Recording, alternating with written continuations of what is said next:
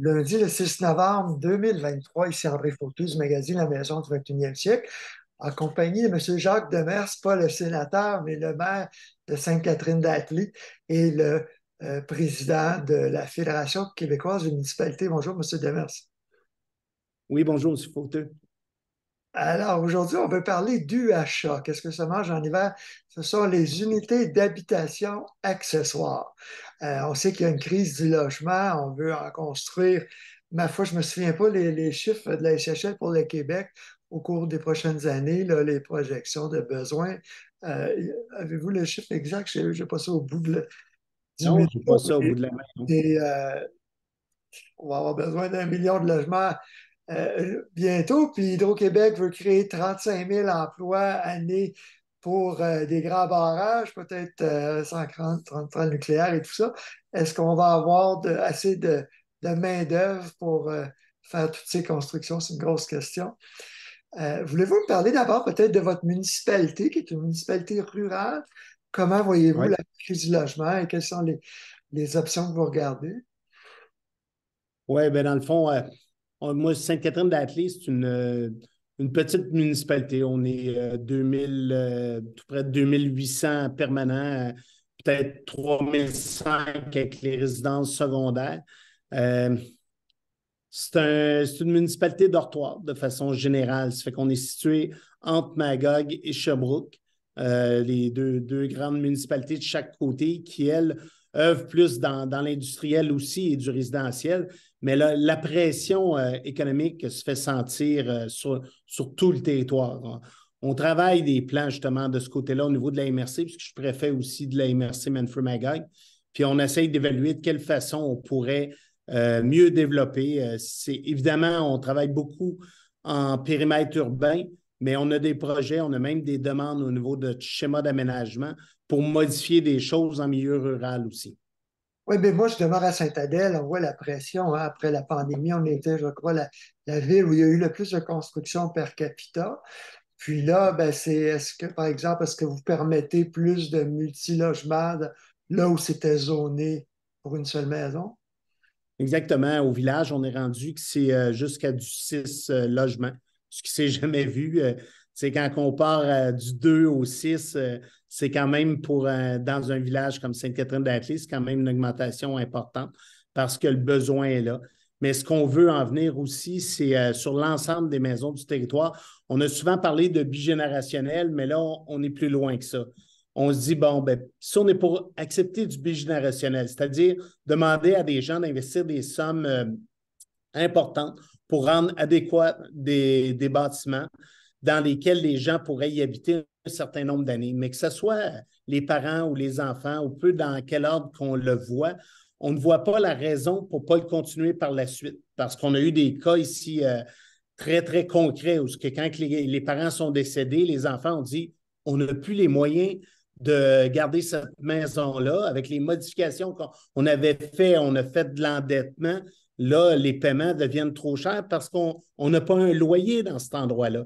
Ça fait que là, notre demande est claire pour nous. C'est faut que ça devienne, chacune de ces maisons-là ait une possibilité d'avoir une deuxième adresse, une réelle deuxième adresse, ce qui fait à ce moment-là qu'il peut être un logement, que ça soit apparenté ou pas, les gens peuvent l'habiter de façon indépendante, et ce qui permettrait aussi de construire d'une façon, j'ose dire, pas déguisée. On n'a pas besoin d'avoir un lieu commun si on n'en veut pas, comme on pourrait en avoir un si on le désire.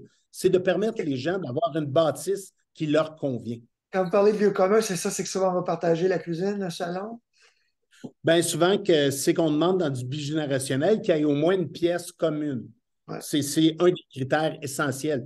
Puis à ce moment-là, s'il n'y en a pas de besoin dans ce sens-là, pourquoi gaspiller un coin juste pour correspondre à un règlement quand les gens n'ont pas le besoin?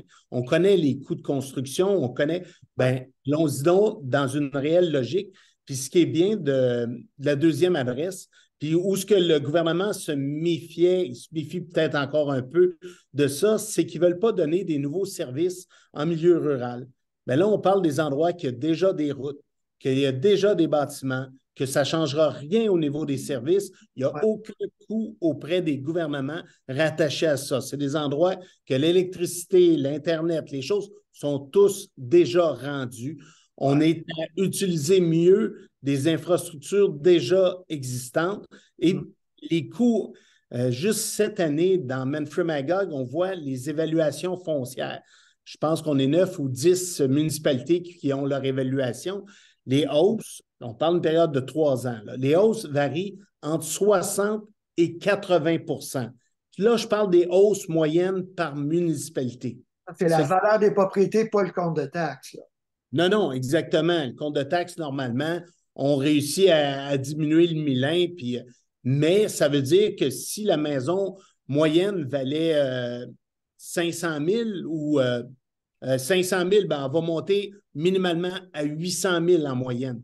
Mais si la maison est à 200, Ouais. ben, elle va quand même monter au moins à 320. Là. Ça, je parle de celle qui, en moyenne, monte le moins. Mhm. C'est des moyennes. Ça fait qu'il y en a qui sont beaucoup au-dessus de ça. C'est comment faire pour nos jeunes, pour nos travailleurs, des gens qui veulent habiter nos régions, venir acquérir des bâtiments. Ben, peut-être qu'avec un deuxième logement, ça devient pensable. Il devient d'avoir une possibilité pour eux de le faire. Là. Et vous me ramenez en arrière. Moi, ça fait 30 ans, l'an prochain, je publie mon magazine sur la maison écologique. Et avant ça, j'étais chez Habitabec, un hebdo gratuit qui était pas mal connu. Euh, et je demeurais à Saint-Donat de Montcalm, donc à la même hauteur que Tremblant. Puis quand Intra-Ouest a acheté Tremblant, je me rappelle d'être allé à la conférence de presse, puis là, bon, on refaisait les routes et les infrastructures. Puis quelques années après, c'était le côté nord de Tremblant où les valeurs ont explosé à Lac-Supérieur. Et là, on voyait plein de personnes âgées qui devaient vendre leur maison parce que même si le taux de taxation par 100 000 avait été rabaissé, là, en tout cas, ils n'arrivaient pas à payer leurs taxes et puis ils perdaient leur maison. Donc, c'est des problèmes très, très, très graves pour les personnes âgées également, pas juste les enfants. Puis c'est qu'on l'accentue quand on se met à permettre le bigénérationnel. Parce que la formule du bigénérationnel, à la base, c'est Je te intéressante d'avoir. l'adresse. Ben oui, puis ça Ouais. permettait d'investir puis de dire, bon, il y a des personnes, mais souvent, malheureusement, le bigénérationnel, c'est pour un court laps de temps.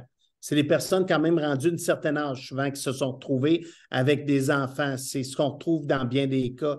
Mais à ce moment-là, si les parents, le ou les parents qui sont venus joindre à la famille sont là seulement que 4 ou 5 ans, bien, l'amortissement du coût de dépense ne correspond pas à l'investissement. Puis là, ils ont une problématique.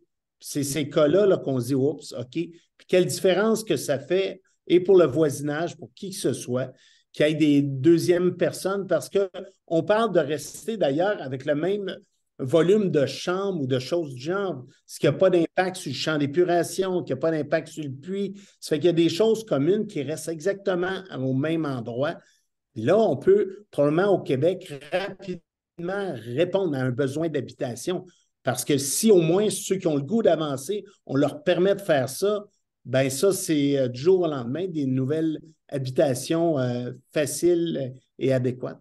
Oui, et puis c'est ça, comme vous disiez, on manque de terrain dans les périmètres urbains. Là, la pression est sur les espaces verts ruraux. Même là, est-ce que vous regardez, est-ce que à court terme, ou est-ce que c'est planifié d'augmenter justement la densité en milieu rural pour avoir deux, trois, quatre Euh, logements, des fois même des petits immeubles appartements? Absolument, c'est ce qu'on veut. On veut densifier des périmètres urbains, là où ce qu'on a l'aqueduc, les égouts, ce qu'on a les À services. l'extérieur du périmètre. Non, à l'intérieur du périmètre. À l'extérieur du périmètre, je pense que le gouvernement, avec les règles qui existent présentement, il faut oublier ça. Là. Il n'y aura pas de nouvelle rue qui va se construire. Il y aura pas. Il y a beaucoup de fermetures de ce côté-là. De là, le besoin d'utiliser mieux ce qui est à l'extérieur du périmètre urbain pour éviter aussi la surchauffe. Parce qu'une fois qu'un gouvernement décide comme ça de dire il ne s'en passe plus, il n'aura pas d'autres, tu viens de donner une valeur très grande à celles qui sont existantes. Il ne faut pas se cacher. L'impact est évident et relativement rapide. Ouais. C'est de dire, bon, ben, si on fait ça, c'est quoi l'impact? Bien, chacune de ces maisons-là vient de prendre une certaine valeur parce qu'on ne peut pas aller s'en construire une autre à côté. Là. Ça devient impossible. Ça fait que ces choses-là aussi ont un impact financier très important.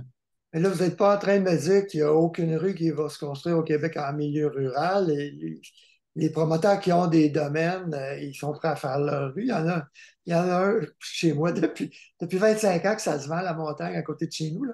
Il y en a un troisième qui pense le faire. Ouais, là, on parle de rues, des endroits qui sont probablement déjà lotis, qui sont Ouais, déjà déterminés pour ça. c'est prévu, Mais c'est pas construit. oui, ceux-là qui sont prévus sont là, Pas puis le schéma d'aménagement, là. Ouais,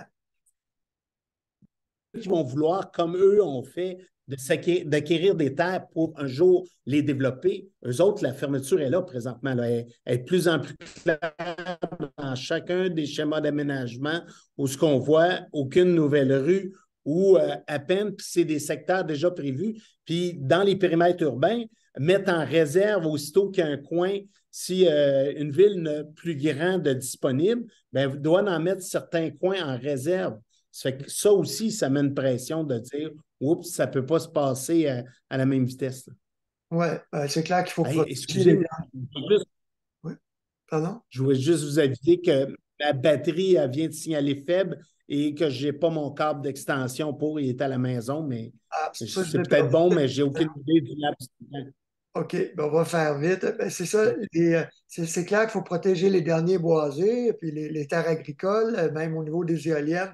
Il va y avoir un gros débat là-dessus. Le président de l'UPA me disait qu'ils étaient contre.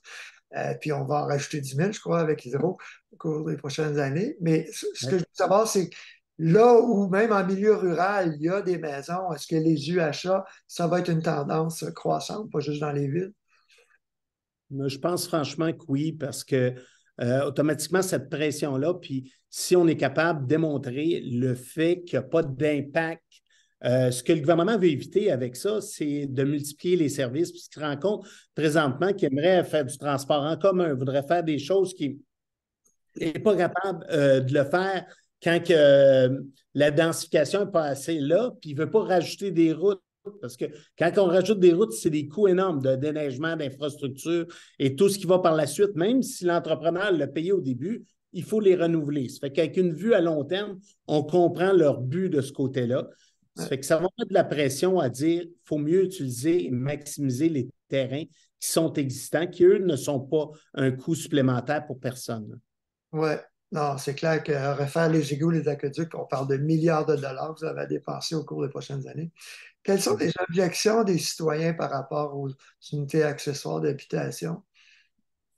Quand on entend, ça va sûrement être au niveau des gens, la tranquillité. Là. Évidemment, quand on densifie des endroits que déjà les maisons sont prêtes, des fois en milieu ruraux, mais parfois on est près de lacs. Certains ont fait l'acquisition de très petits terrains où il y avait des chalets jadis, des chalets 3 saisons qui sont devenus des grosses maisons, mais qui fait que les voisins sont rendus tellement près les uns des autres qu'on n'a Ouais, pas eux, nécessairement le goût de voir une nouvelle habitation qui vient se rajouter sur le même petit terrain ouais, en disant, hey, puis certains, c'est leur endroit d'été, c'est leur maison secondaire à ces endroits-là. Mais il dit là, la tranquillité que j'avais vient de diminuer. C'est le genre de choses possibles qu'on puisse entendre à bien des endroits parce qu'on l'entend sur de la location à court terme, on l'entend sur plein d'autres éléments.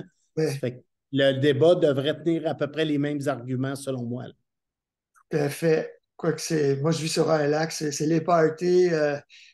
Souvent, c'est des gens qui sont là pour une nuit ou deux dans une auberge, entre autres. C'est pas des gens Ouais. qui vivent là à temps plein, des étudiants ou des retraités. Mais quelle est la superficie minimale de terrain qu'on devrait avoir pour avoir un deuxième logement, par exemple? C'est une bonne question. Moi, je pense que là, on parle de nombre de chambres. Il faudrait évaluer parce que si on prend le cas de chez nous, on demande quand même un 4000 mètres contigus pour bâtir une maison. 4000 mètres contigus, c'est-à-dire il n'y a pas un ruisseau qui traverse dans le milieu. Il n'y a En pas pied d'obstacle. carré, ouais. En pied carré, c'est pas 40 000. Je n'ai pas le 4000 mètres en pied carré, je vais vous induire en erreur. Ouais. Mais c'est quand même c'est une grande superficie. Puis si on se permet une maison parfois un peu plus petite, on peut faire une très grosse maison sur un 4000 mètres carrés là, sans problème. Il y a des maisons ici qui ont à peine 1000 mètres ou 1200 mètres carrés, puis Ouais. c'est convenable. On C'est, parle de presque, excusez, 4 000 mètres, c'est à peu près un arc, là, 43 000 pieds oui, carrés. Ce que ça permet à ce moment-là, c'est de pouvoir prévoir les champs d'épuration. On peut avoir beaucoup plus petit que ça si on a l'aqueduc puis les égouts, là. Euh, Mais les endroits que ça te prend un champ d'épuration, puis lorsque tu veux le changer, tu ne peux pas le remettre à même endroit. Si tu veux avoir des prévisions un peu à long terme, ouais. ça te prend un espace un peu plus grand. Certaines municipalités demandent moins que ça, mais je pense que sur un 4000 mètres, si on considère les chambres comme s'ils seraient dans une même maison, pourrait être sur 2 bâtiments sans causer de problématiques et pourrait être très fonctionnel, là. OK. Il y a un débat sur le nombre. Est-ce que des places de stationnement sont obligatoires également, qui avait discuté les marges de terrain à Sherbrooke, Ouais. l'intérieur ou à l'extérieur du périmètre urbain. Et l'autre chose, c'est justement, est-ce qu'on permet des unités séparées de la maison, détachées de la maison? Est-ce que à l'FQM, parmi vos membres, est-ce que vous avez sondé à la grandeur des municipalités rurales à savoir, parce qu'au début, ces unités-là, les bigénérationnels, c'est toujours attaché à la maison, hein? Oui. Puis le 2 logements qui demandaient à certains endroits est attaché à la maison. Certains commencent à demander séparés. Puis de toute façon, si vous allez dans des secteurs de villégiature, vous verrez qu'il y en existe déjà beaucoup. Des garages qui, au deuxième, sont des logements tout à fait fonctionnels. Il y en a beaucoup. Ça fait qu'il ne faut pas non plus se cacher dans l'existant. Il faut maintenant regarder ce qui va avec nos citoyens. Puis, il ne faut pas généraliser. Comme là, vous parliez des stationnements, ben, l'inquiétude de Sherbrooke n'est pas l'inquiétude de Sainte-Catherine. Chez nous, à la grandeur de terrain que je vous parle, il n'y a personne qui a besoin de poser de questions sur le stationnement. Ils auront amplement de place pour ça. Mais oui, à Sherbrooke, ça devient une problématique puisque ces voitures-là sont toutes dans la route, sur la route, ça cause d'autres problématiques. Ça fait que, ce qui est important présentement, c'est d'avoir l'ouverture auprès du gouvernement pour donner cet outil-là aux municipalités. Mais après ça, c'est aux municipalités de le gérer. Ben, C'est-à-dire oui, qu'à certains endroits, ça s'applique bien. À d'autres endroits, ils devront l'encadrer. Mais ce qu'il faut éviter, c'est de dire non à ça à cause d'un endroit que ça ne fonctionne pas, puis que ce n'est pas possible de l'implanter. Trop souvent, ce qui nous arrête, c'est l'exemple qui est un peu unique, mais celle qui fait qu'on arrête plein de projets sur le fait qu'un endroit, ça ne fonctionne pas. Il faut, selon moi, plutôt donner des outils pour que les municipalités, les MRC, eux, puissent prendre des décisions sur leur territoire qui est parfois complètement différent d'un endroit à l'autre. Et les problématiques ne sont nécessairement pas les mêmes. j'essaie de retrouver c'est où. Ça a l'air que le gouvernement vient de l'autoriser ou est sur le pied d'autoriser les EHA et là, ça sera aux villes de décider si elles se retirent ou si on des restrictions. Donc, c'est C'est plus ça. comme ça quand on a un règlement provincial. Ben oui, c'est ça. Puis je pense que c'est le rôle du gouvernement de dire, OK, on est prêt à accepter des choses, mais après ça, c'est pas de l'imposer parce que là, ils sont dans le trouble. Puis une fois que le gouvernement provincial est dans le trouble d'un dossier, bien là, il met un règlement qui va couvrir tout le monde encore une fois. Ça fait qu'on n'aura pas avancé. C'est si ça fonctionne comme ça, tandis que si on donne l'autorisation et tous les droits aux municipalités MRC de l'appliquer, certains vont le faire, certains ne le feront pas. Puis surtout, ils auront leur décision locale parce que ça va demander un changement de zonage. Sur le changement de zonage, les citoyens ont un droit de parole. C'est Ouais. important de garder le droit de parole des citoyens, pas tant qu'à moi leur imposer des choses, mais vraiment leur permettre. Ça fait que là, le débat a lieu, on s'explique le pourquoi, puis le gain collectif qu'on va faire avec ces habitations-là, la plus-value de l'endroit, mais le gain collectif d'enfin être capable d'accueillir toutes les personnes qui auraient besoin de logis là, présentement, là. Oui, mais ça va permettre justement de faire comme des maisons en usine. Est-ce que le débat sur la taille minimale de ces maisons-là, est-ce que c'est 400, 700 pieds carrés? Est-ce qu'il y a une tendance? Ça, on le voit par municipalité. On voit un peu ce que Victoriaville a accepté. On voit ce que certaines municipalités, certains ont des ouvertures rapides. Dans les vrais, ce que j'appelle les vraies mini-maisons, les tout petites, certains sont en train de regarder des secteurs pour, pour que ça corresponde à ce qu'il y a aussi autour. Parce que pour certains, la mini-maison avec la maison gigantesque à côté, c'est peut-être pas adéquat non plus. C'est ni pour un ni pour l'autre. Un va avoir l'air tellement petit, puis l'autre va avoir l'air démesurément grand. Mais La je belle pense qu'il y a. évaluation des grosses maisons aussi. Oui, puis je suis pas sûr que ça montre celle des petites non plus qui veulent se retrouver là. Tandis que quand tu peux être d'un milieu plus harmonieux qui ressemble, bien souvent tes besoins, puis de plus en plus, selon moi, les mini-maisons vont pouvoir penser à des technologies très écologiques, c'est-à-dire des fois des champs d'épuration, des puits communs, des choses du genre qui baissent les coûts, là, au-delà du coût de construction, du coût de fonctionnement. Parce que ce qui est rendu qui coûte cher, ce n'est pas nécessairement acheter le terrain, c'est Ah, l'aménager. Mais ouais. si ce terrain-là, on se dit, oh, vu que de ma mini-maison, j'ai 2 chambres, mettons, maximum, puis peut-être une seule, ben, je peux probablement me permettre d'être 2 ou 3 sur le même champ d'épuration, ce que certains ont commencé à faire. J'en ai qui ont 6 et 8 maisons sur un même dans des développements écologiques Ouais. qui, hey, ça, un impact puis une économie. Puis souvent, ces gens-là se gardent aussi des bandes de terrain communs ou qui ont des parcs, des installations, plutôt que les avoir individuellement, chacun chez soi.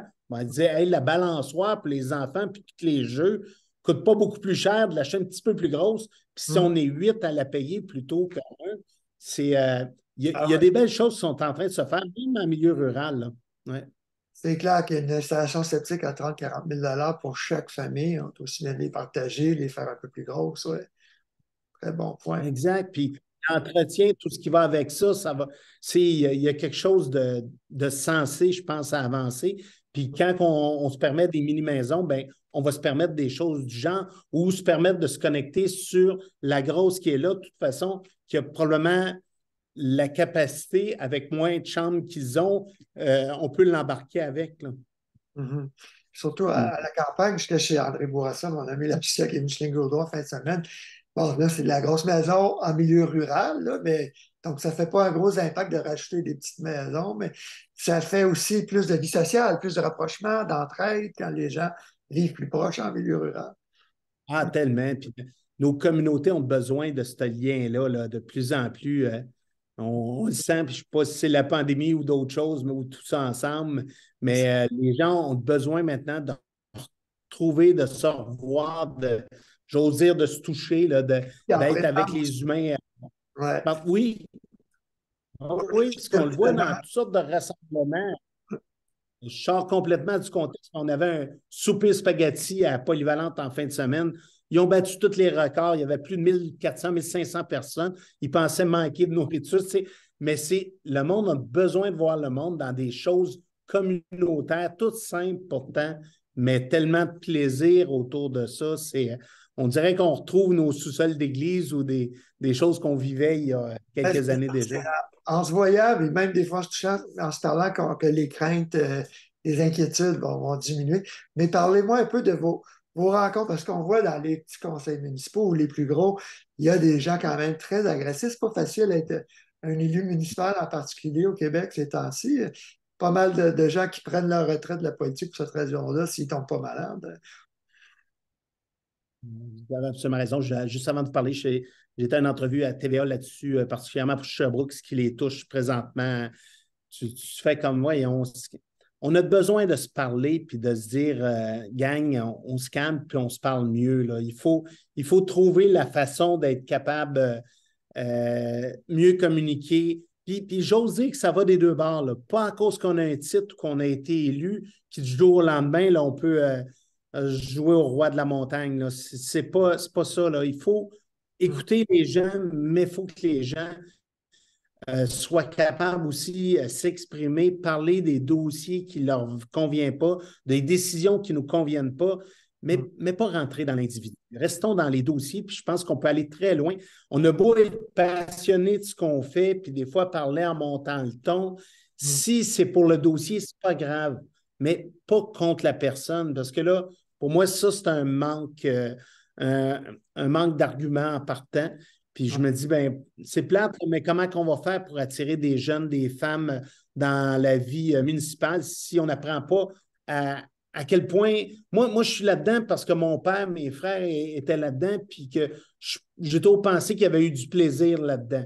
Ça fait que je me suis dit, ben, si c'est intéressant, je vais m'impliquer moi aussi là-dedans, mais si quelqu'un s'aperçoit que la personne revient chez eux et est toujours déçue. C'est la même chose pour notre ouvrage. Là. C'est rare que les enfants font la même chose que les parents. S'ils ont entendu les parents toute leur vie leur dire à quel point c'était tough de se lever le matin pour faire leur job puis qu'ils n'ont pas de plaisir quand ils reviennent le soir, il y a des bonnes chances que les enfants choisissent de faire autre chose, même sans l'avoir dit directement. Moi, je viens du monde agricole, puis je peux vous démontrer sur les fermes agricoles les endroits que la relève s'est pris à 95 du temps, c'est des gens qui aimaient ça, qui étaient passionnés, qui ont transféré leur passion à leur enfant, tandis que ceux qui ont toujours détesté ont normalement fini par vendre pour toutes sortes Ouais. de bonnes et de mauvaises raisons. Le contexte, on parle de discuter, tu es un élu municipal, mais être producteur agricole, des gros défis financiers Oui, un et gros humains défi. également. Monsieur Exact. Demers, on pourrait se parler longtemps. Je sais que vous êtes très occupé, mais j'apprécie énormément. On peut dire d'ailleurs que la ville de Sherbrooke, les citoyens étaient très sceptiques, là, mais les commissions d'aménagement du territoire, quand ils consultent les gens, ils ont l'intention, la bonne volonté d'améliorer leur projet de loi. C'est ce qu'on va voir avec Sherbrooke, qui est comme un des pionniers, mais il y en a d'autres avant, comme Victoriaville, comme vous disiez. Exact. Il y en a d'autres qui bougent, puis ça a l'air de se faire concrètement. Mhm. Merci beaucoup. Merci à vous d'avoir été là. Bonne fin de journée. À la prochaine. Au revoir.